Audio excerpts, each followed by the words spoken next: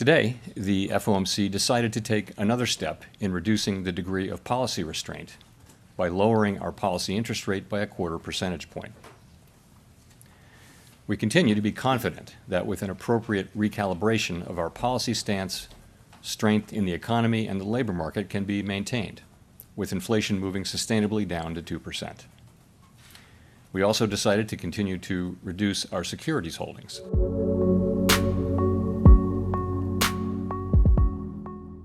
Inflation has eased significantly over the past 2 years.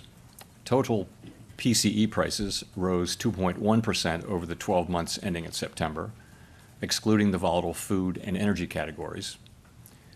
Core PCE prices rose 2.7%. Overall, inflation has moved much closer to our 2% longer-run goal, but core inflation remains somewhat elevated.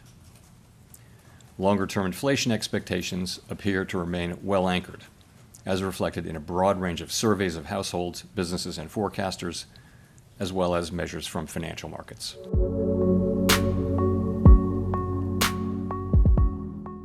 Recent indicators suggest that economic activity has continued to expand at a solid pace.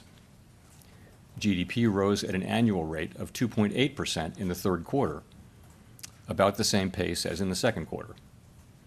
Growth of consumer spending has remained resilient, and investment in equipment and intangibles has strengthened.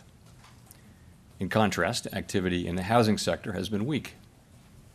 Overall, improving supply conditions have supported the strong performance of the U.S. economy over the past year. In the labor market, conditions remain solid. Payroll job gains have slowed from earlier in the year, averaging 104,000 per month over the past 3 months. This figure would have been somewhat higher were it not for the effects of labor strikes and hurricanes on employment in October.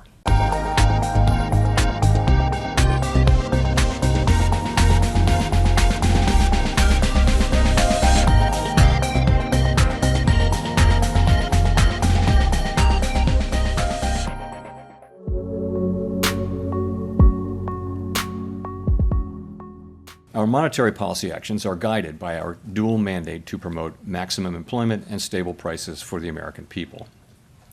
We see the risks to achieving our employment and inflation goals as being roughly in balance, and we're attentive to the risks to both sides of our mandate. At today's meeting, the committee decided to lower the target range for the federal funds rate by 1/4 percentage point to 4.5% to 4.75%. This further recalibration of our policy stance will help maintain the strength of the economy and the labor market and will continue to enable further progress on inflation as we move toward a more neutral stance over time.